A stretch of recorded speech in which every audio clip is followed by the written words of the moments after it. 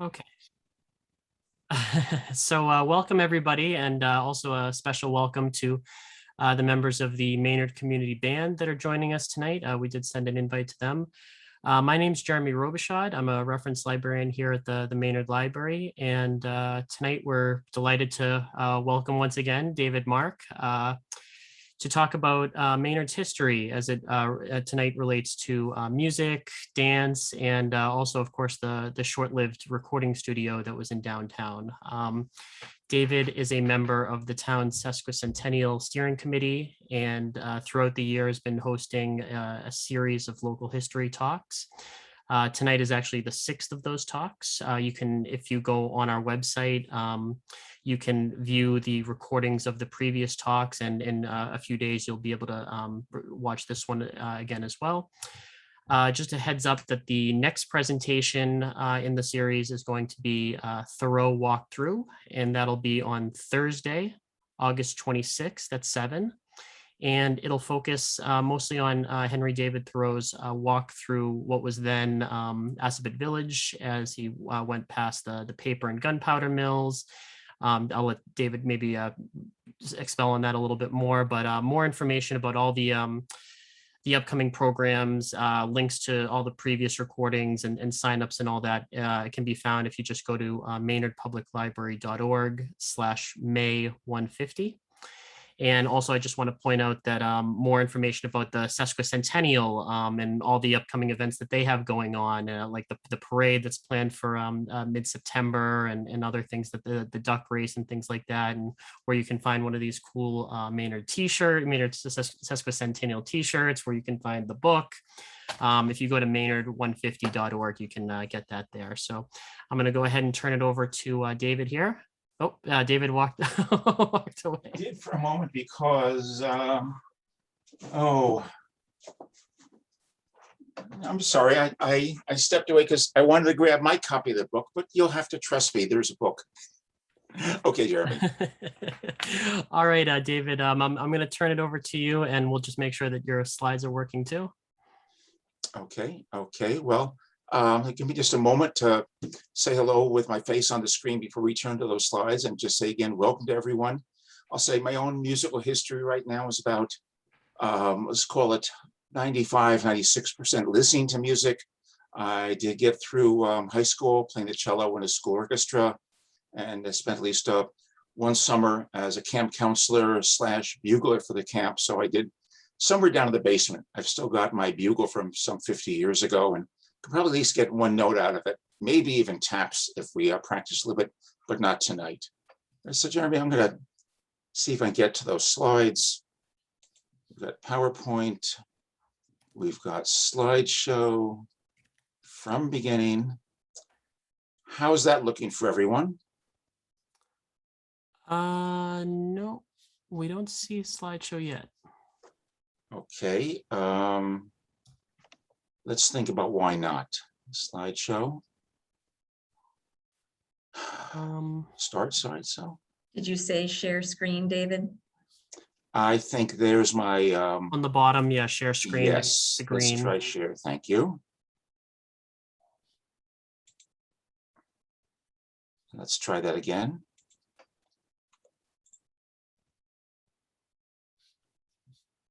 Okay, so close. Come on, home.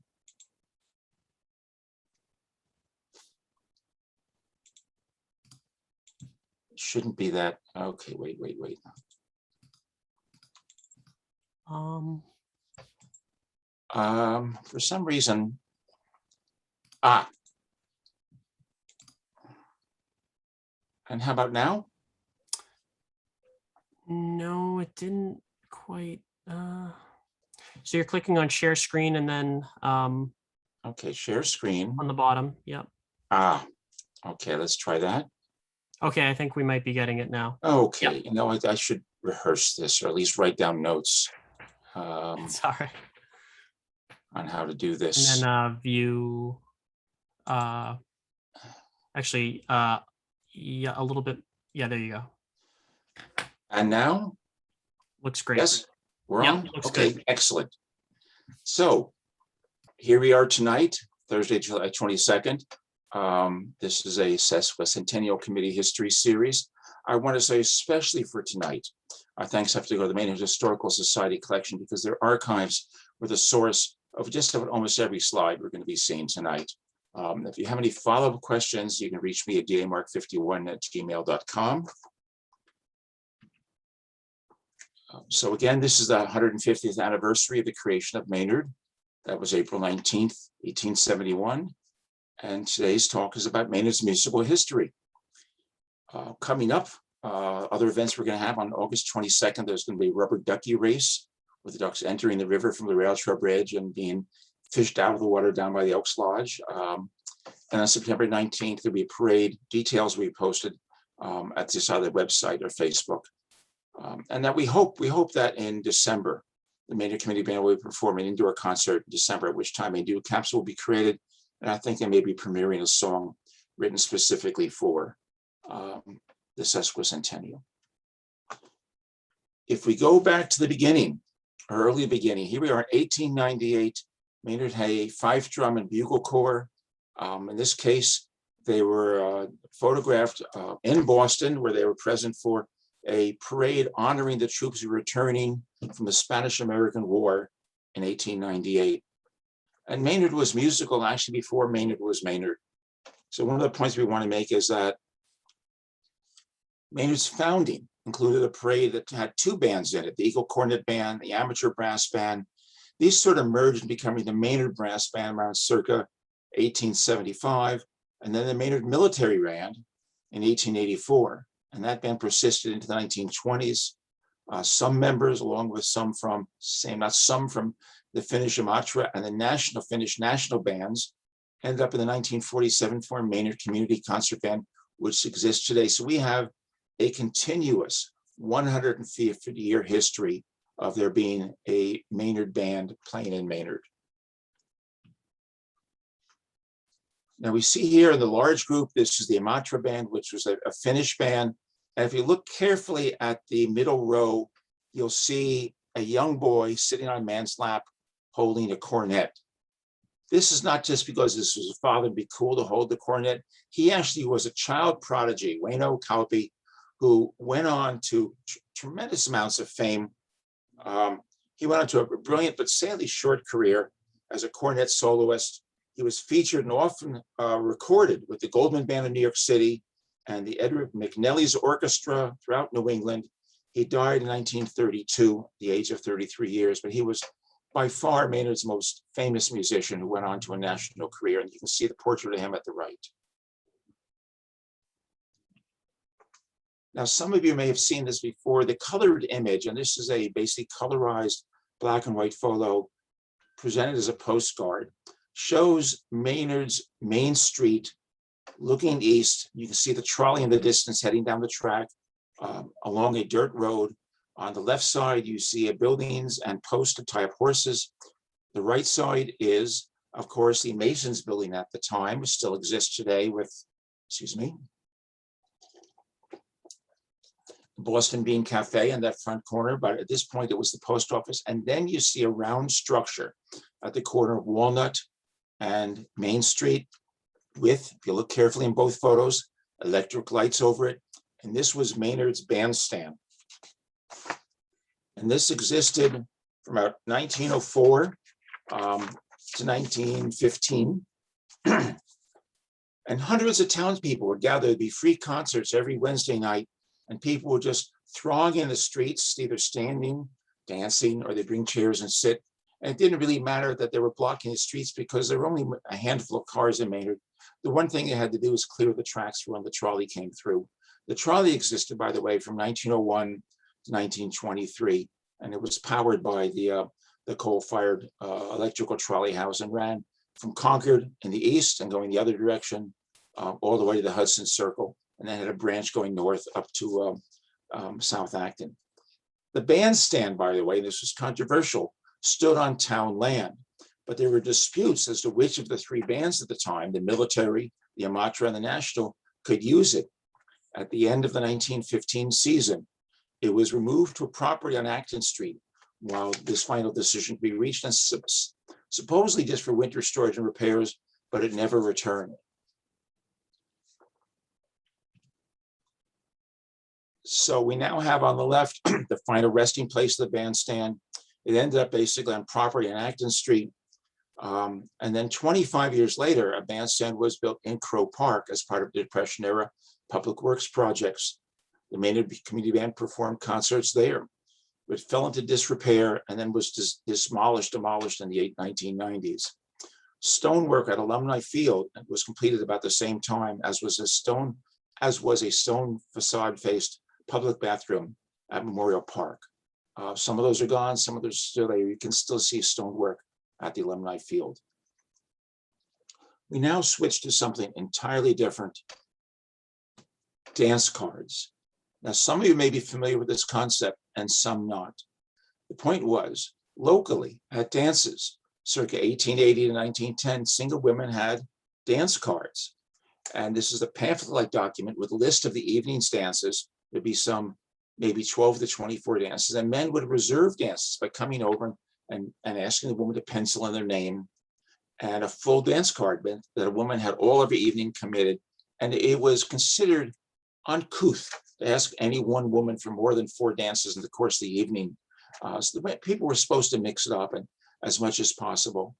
And these were basically the places for single men and single women to meet each other and socialize and get to know each other. So dances were known as quadrilles, a fancy square dance for 4 couples, or couples dances. So it's the waltz, polka, gallop, chatzis, let's call it chachis, or Newport. And typically half the evening's programs were quadrilles and half were couples dances.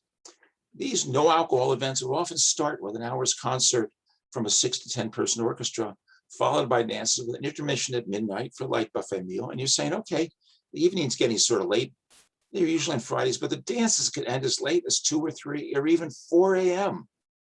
And you have to think, okay, if it was Friday, some of these people might actually have to go work tomorrow morning, but there it was.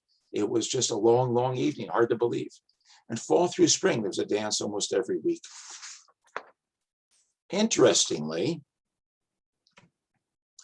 in leap year, occasionally there are dances with different rules. So for example, men will have dance cards. Women will come to them and request dances. No gentleman may refuse a lady a dance unless his card is already full. Gentlemen will remain seated until their scheduled partner escorts them to the dance floor. Ladies should make sure that gentlemen serve refreshments first. But between dances, where people will often chat, ladies may at any time end an uninteresting conversation by saying, "Excuse me for a moment." But at the conclusion of a dance, the lady shall return the gentleman to his seat, or if present, escort him to his mother's side. We now have a number of dance card examples. So we see these beautiful colored covers, either black and white covers, colored covers. We see now the Emmett Associates, which I can't quite figure out what they are, or a leap year dance in 1884. The one on the left with the eye was obviously a Mason's dance. The one on the right, you see the pencil and the cord. The woman would actually wear this cord around her wrist or tucked into the sash of her dance, and would have this short pencil to pencil in those dances. This is the case with the Masons. Excuse me, that's going to ring for a moment. And the Associated Templars, which is a temperance, a no alcohol society. But again, the dances themselves were no alcohol. We see 2 more, the International Order of Odd Fellows, and they had their own building, which is now where China Ruby is. And the Maynard Hose Company had their dance in 1895. The point here is Maynard didn't have a fire department, or for that matter, running water to around 1888. But 1895, we had both those things, fire hydrants and a fire department. So these were themes also. Some of these were costumed or masked events. The Anti-Poverty Society put on a dance at which everyone was to dress as a poor person, or they would not be allowed to dance. And there would be prizes for the poorest looking costumes. Now, where these people were dancing, the Cooperative Hall and the Music Hall are often named sites of these. You can see the IOOF has it at the Music Hall. The one on the right has it as Cooperative Hall. The Music Hall was better known back in those days as the rink, because it was primarily a place for roller skating and roller skating races. It was built in 1884 by Lorenzo Maynard, who was son of the mill's founder, Amory Maynard.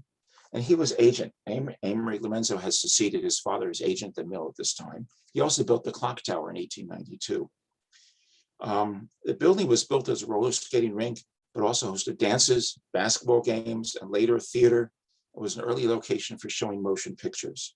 It burned to the ground November 26th, 1912. Oh, let's back up. So two more you see here. We have the Welches scheduled for 1903 on the right, an example of the order of dances on a to be filled in dance card. And these would also name the band. And very often it was Brigham's Orchestra from Marlborough, which was 8 or 9 piece band. And they do a concert for the first hour, and then they go through these dances with an intermission. On the left, you see in the center background, a dark building with, this was the rink, i.e. the music hall, 1884 to 1912. What you see in front of it was referred to as the falls, but this was the paper mill dam, because the paper mill existed where 7-Eleven, Dunkin' Donuts now is, and actually predated the woolen mill. Excuse me. And this dam was washed out in the flood of 1927. So you can still look upstream from the Waltham Street Bridge, and you can see some remnant stones left from where that was. The photo on the right, of course, is basically the ruins of the music hall, which is burned to the ground. Later, the site was where Tudo's Lanes, bowling lanes, obviously Candlepin Bowling was, and then LPM Franchises, which is a whole food catering business, and is currently Green Star Herbal's retail marijuana in the building that was the bowling lane building.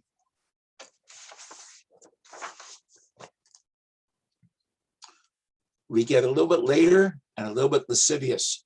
Dances became less formal. They were no longer scheduled or reserved, and people were dancing to ragtime music, and became very, very popular, these animal dances. And you could see these, boy, I'm just gonna have to take another sip.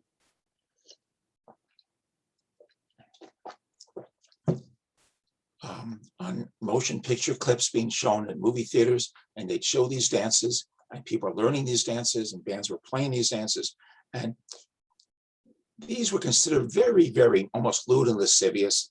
And finally, on November 14th, 1913, by order of the selectmen, end quote, all parties holding dances in the future will be notified that these objectionable and so-called animal dances are prohibited and must not be permitted in any dance hall in this municipality for a cleaner and better Maynard. Now, obviously things progressed from there to where we are now, where we have twerking, but in those days, these were lascivious dances. Maynard was not alone in prohibiting provocative dances. 1912, New York City placed the Greasy Bear under social ban, along with other, what they call huggly wiggly dances, such as the Turkey Trot and the Boston Dip. The whole idea of couples dances had actually started 100 years earlier in Vienna with the waltz. Before that, people danced around with each other, but with little or no body contact at all. Pretty much free dancing or holding hands. As the waltz started gaining popularity, it was criticized on moral grounds due to its close hold stance and fast turning movements. Religious leaders regarded it as vulgar and sinful. Little did they know what we would be doing 200 years later. And a step away from dance, we then had singing. So this is the anchor in Ark Glee Club, which was the Masons, 1935. Within the center, Mrs. Hazel Cook, the piano accompanist. Music was, singing was also tremendously popular. The schools had glee clubs. At times, members of various church choirs also participated in a Maynard Community Chorus, doing wonderful shows and large numbers of people singing. We then segue to the Maynard High School Marching Band uniforms. And you can see we have the different, these are in the, again, the collection of the Maynard Historical Society. And the band is now here marching past the Fine Arts Motion Theater. So in addition to the marching band, Maynard High School offers concert band, concert chorus as credit earning courses, plus wind ensemble, jazz band, honors chorus, and a cappella choir as non-credit electives. And the high school and middle school programs receive support from the Maynard Music Association, which is comprised of parents of music students who volunteer their services towards the betterment of the music programs, keeping Maynard very musical. For those of you who lived here in the 70s, this is not going to be a surprise, but Maynard actually had a recording music studio. It was at 6365 Main Street. The building had been built as Colonial Hall in 1914. Woolworths had the ground floor from around 1916 to the 1970s. But in the mid-70s, the Great Northern Studio, started by Peter Casperson and Bob Bernstein, also known as Northern Studio, Northern Sound Studio, was recording basically almost famous and famous bands here in Maynard. So we have here an example on the left, Captain Swing, referring to himself as an almost famous rock band doing shows. A number of the members of Captain Swing went on to become the band The Cars. Tommy Bolin recorded a live show. He was calling it Northern Lights and Northern Lights. But other bands that recorded here, sometimes an entire album, sometimes a song, sometimes someone had to come in and just fix a track. But the recording was going on here, but we had, I'm going to just name some names: Aerosmith, Thunder Train, Ready Teddy, Earl Slick Band, Tommy Bolin Band, Captain Swing, Talking Heads, Boston, Duke and the Drivers, the James Montgomery Blues Band, Barbara Holiday, Eastwood Peak, the Dogs, the Blend, and some of these were appearing on what was called the Jelly Records label. And interestingly, sometimes, the band would finish up recording and then drop in at one of the neighborhood bars in Maynard where they had live music and maybe sit in on a set or play a little bit along. So Maynard was a really interesting place in the 70s. One point is, actually prior to this, it had been the somewhat obscure Natural Sound Studio, also doing quite a bit of recording of local, and let's call it never famous bands, but really from about 69 to the mid 70s, there was a recording studio here in Maynard. Now, we also know that we've been the home to Powell Flute. Powell Flutes was founded in Boston in 1927 by Vern Powell, moved to Maynard in 1999. It occupies the space in Building 1 with its logo displayed on the wall that faces the parking lot. And it makes high-end flutes. And by high, I meant gold, platinum, rose gold flutes, and also piccolos. So in 2016, the company was acquired by Buffett Crampton, a France-based multinational, but the Powell brand is still maintained, and the Powell brand flutes are sold to well-known soloists, and people can afford one the world over. So in 2011, we see astronaut Catherine Katie Coleman, and she brought her silver Powell flute to the stay in the International Space Station. So we see here with the flute and her hair floating, and above her, sort of upside down to us, or to her, is the Earth. YouTube has a video of her playing a duet, her in space, Ian Anderson, the band, Jethro Tull on Earth playing flute together. And then we get to the Maynard Community Band, which, as I said, was formed in 1947 from the residuals of the three previous existing bands. Now, since this was formed in 1947, next year, 22, will be its 75th year. This 1960s photo shows the band as very much an all-male, uniformed marching band mode. Performances were also held at the Crowe Park Bandstand, but in time, there's a transition away from being so much of a marching band, although they still perform that, to doing park performances, and those shifted to Memorial Park after the bandstand was demolished. So currently, director-conductor Michael Pikachik, hopefully I have that right, mentioned that during his tenure, the number of people in the band has more than doubled, some coming from neighboring towns to play in Maynard, and that the band has been changing its repertoire to reflect Maynard's change to a younger, child-heavy population. Old standards are now interwoven with medleys from Disney movies and children's cartoon shows. Rick Fardy, the longest-serving member, has been in the band for 57 years. And at this point, we're going to go to a question and answer, but if you're willing to stick around, I then got a number of bonus slides that we'll show at the end. So we'll do a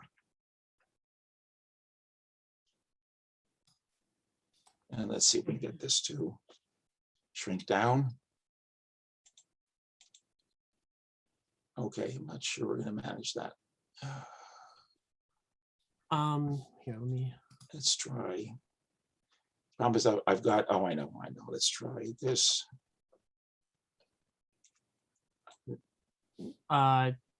David, what are you trying to, oh, okay, just trying to get out of the slides. I'm trying to answer questions in person. So Okay. Jeremy, I take it back to you to, if you have questions that chat. Sure. So, folks, you can either put your questions in the chat if you'd prefer to do that, or if you, in Zoom, there is an option to raise your hand. You can do that, and then I'll just put you on the video. But I do see a question just came in from Pamela Schwepp. What exactly made a dance an animal dance? Well, a lot of it was the names. The names very often had some sort of animal movement in it. And so like a grizzly bear dance, pretty much the man's arms was around the woman's shoulders, the women's arm were around his waist, and they were both sort of, swaying from side to side. But, rather than the man's hand on the woman's back and their left hands and space between the bodies, there was just a lot more body contact and swinging and something that might lead to lascivious thinking and thoughts. So they were animal dances. Okay, and this one comes from Jean. Has there ever been discussion of building a new bandstand? I don't know, but perhaps someone else who's in this audience will have an answer to that. But we do have a very nice dance, band playing area in Memorial Park right now that has, the electronics all set up, and the musicians' chairs are no longer sort of sinking into the grass because they have a solid platform. Yeah, that was just done, what, 2-3 years ago, I think? Yes, yeah. Just right.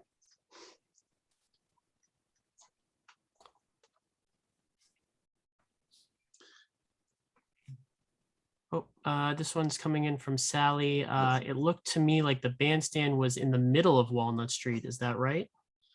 Well, the entrance to Walnut Street was much narrower. Remember, primarily this was horses. So you had, let's call it pretty much more of almost a single lane width.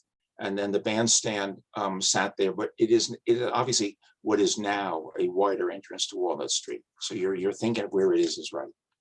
Sure. So okay. They didn't have to move the bandstand to get the trolley by. No.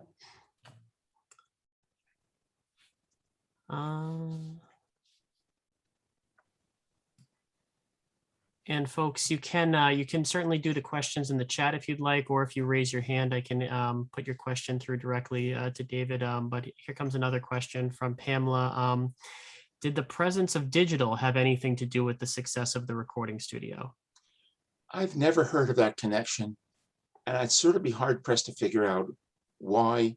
The only odd rumor I heard is that if you were a certain distance outside of Boston City proper, union rules did not apply, so you might be able to basically record a little bit less expensively out here, but I don't have confirmation of that. So I think not digital, and we don't know why, except here it was. Oh, David, I don't know. I know you had mentioned it in your article, but I don't know if you wanted to tell your anecdote about the vending machine at Northern Studio there. Well, we actually had, I found a blog statement by one of the people who had been employed there, and he was just thought it very, very, let's call it interesting, that there was a soda machine up there in the recording studio, except it was filled with beer cans, which might be a little bit interesting. If the can rolled down and you opened it, you were likely to get it sprayed first, but the idea was it was a beer machine instead of a soda machine. It's different. We've got a question coming in from Laura Moore. What have you enjoyed learning the most? I think for me, what was new preparing for this talk was the whole business about dance cards. And it just came from going to the Maynard Historical Society archives and typing in the word dance. And I came up with a lot of what I expected, which was all through the 20s and 30s, there would be posters in store windows announcing a dance. Sometimes there were even battle of the bands. You say, okay, it's a 2-band night. At the end, people are going to vote for which they liked. But then the whole dance cards things popped up, and that was new to me.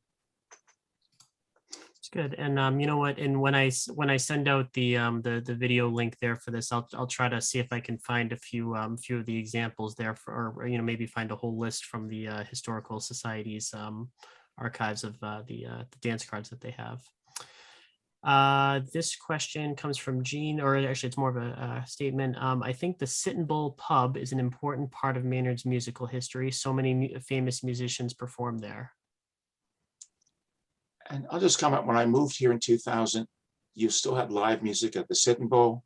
Yeah. And I actually do remember when John Puisette, who used to be with the John Puisette Dart Band, was doing basically an acoustic show at the Sit and Bull. And I think you're right that you had somewhat famous musicians still coming through and doing maybe a smaller show or a simpler show, or they had gone acoustic or the band was gone, but you had named people coming through the Sit and Bull. This is coming from Steve Wagner regarding dances. My wife and I moved to Maynard in 1974. For many years, St. Casimir's Polish Roman Catholic Church had a picnic every year behind the church building, the former powerhouse for the CM&H Concord, Maynard, and Hudson Street Railway. Dick Pillar's band from Uncasville, Connecticut, provided music for Father Lou Billikes. So there's that. And then also a question from David. Was there, oh boy, I'm going to butcher this one. And how do you say that? An anechoic chamber in the mill? Do you know? I'm not actually familiar what that is. Do you know what that is, David? Maybe we can put someone live and have them explain what. Yeah, what that David, is. if you can unmute yourself. I'm actually not sure what that is. It's hello. Oh yeah, I can hear you, David. You're on, David. Okay. It's a chamber with no sound for testing microphones, Oh, with no echoes and echoic. anechoic. Yeah, so for testing microphones, I thought they had one at the mill, but I might be wrong. For digital or? For digital? Yeah, for digital. I don't know. I will say that you reminded me that Powell Flute has rooms where musicians can practice their instruments or test out their new instruments or bring their instrument in to see if it's been properly repaired. So they have a couple of rooms that are insulated, but allow people to play. But I know what you're talking about is basically a sound deadening room, and I don't know. Okay. Right. But an interesting question. Yeah. This one comes from Joan. Could the Walnut Street structure have been the mobile police stand that could have been used to direct traffic on Nason and Main Street? I'm not familiar that there ever was, but the answer is basically no. This was stayed in one place. If you remember, it had electrical lights, it was wired, and it was just much larger than what you'd call a police stand sort of situation, bigger. Sure, I'm sure that was quite a process to move that stand as well. Yeah, well, they had to get a trailer in there somehow and then haul it off Yeah. in 1915. Very likely would have been a horse-drawn wagon, jacking it up and getting a low wagon under it and taking it away, and it never came back. That's right. This is also from Steve, continuing on his mention of the church there for Father Billicky. I guess he had a polka mass, and for dancing at the picnic, the Holy Annunciation Orthodox Church also had a summer picnic following an outdoor divine liturgy. For some time at the former Finnish dance hall at Bose Pond. Later at the Rotted Gun Club, again with dancing during the picnic, and a few Polish picnics were held after St. Casimir's merged into St. Bridget's. Yeah, so music played a tremendously big part in so many aspects of Maynard. Absolutely. Okay. Did anybody else have any questions or comments for David? I know he did have a few slides he wanted to share with us as well, but I would just want to Yes, make I sure had one, Jeremy. Oh, go ahead, Mark. You're on. Now, David, that was a wonderful talk. I learned a lot, but you made a glaring omission to the Maynard's history of music. You've left out the most recent musical organization in Kazoo. Maynard, the Maynard Kazoo Orchestra.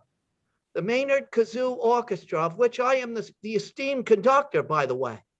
I've also performed in the orchestra, so Jeremy, the host of this evening, is one of the first kazoos in the orchestra.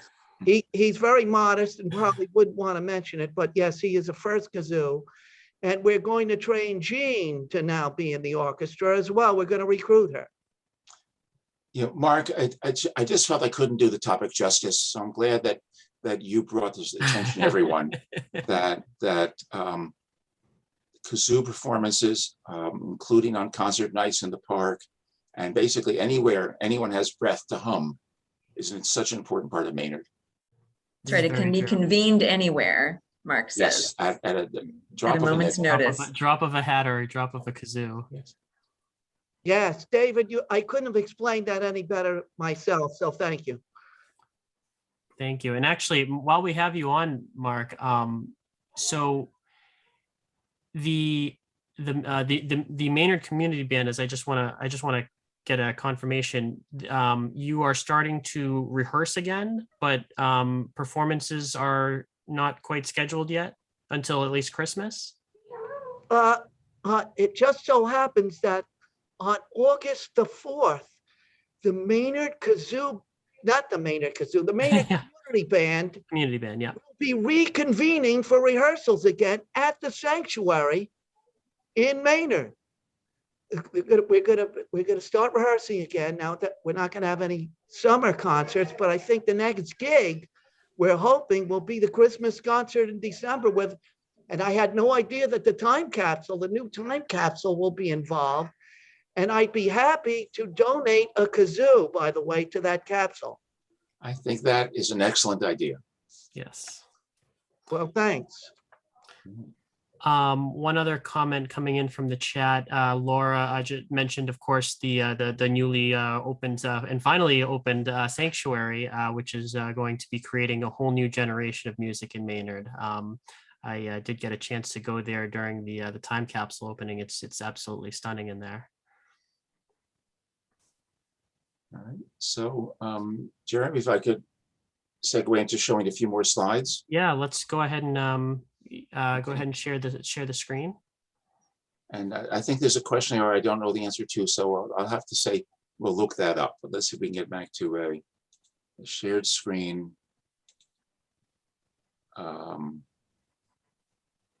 Slideshow.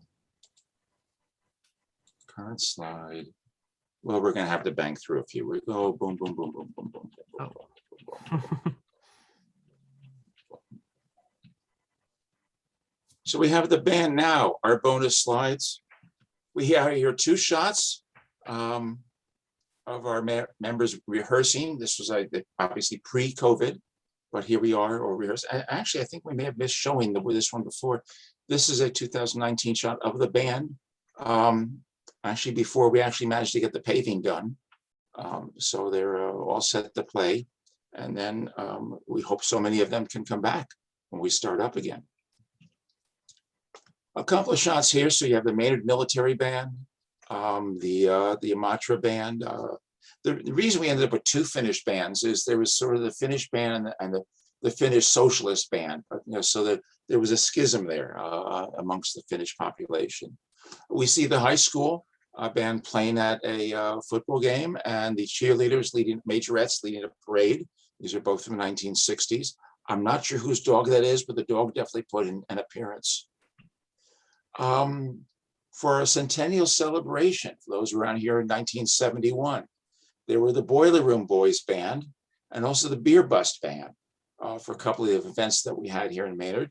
And if you can imagine this, they cut an album.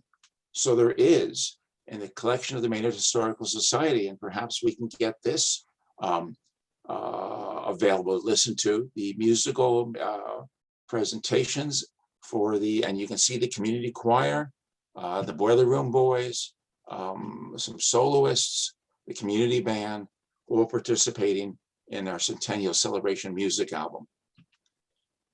I mentioned there had been a smaller recording studio in that same spot. It was called Natural Sound. This was their logo.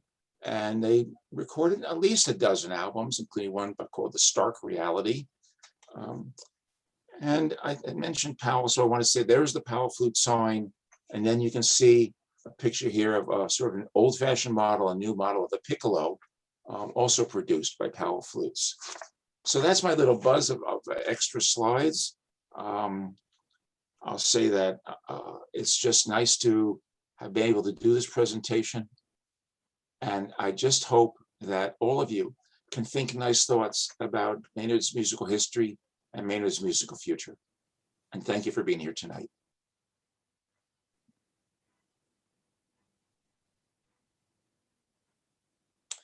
And for those who are here, you're welcome.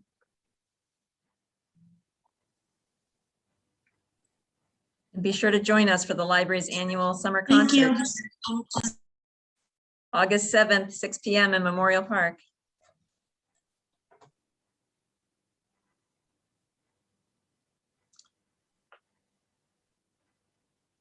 Okay, Jeremy, I think it's a wrap.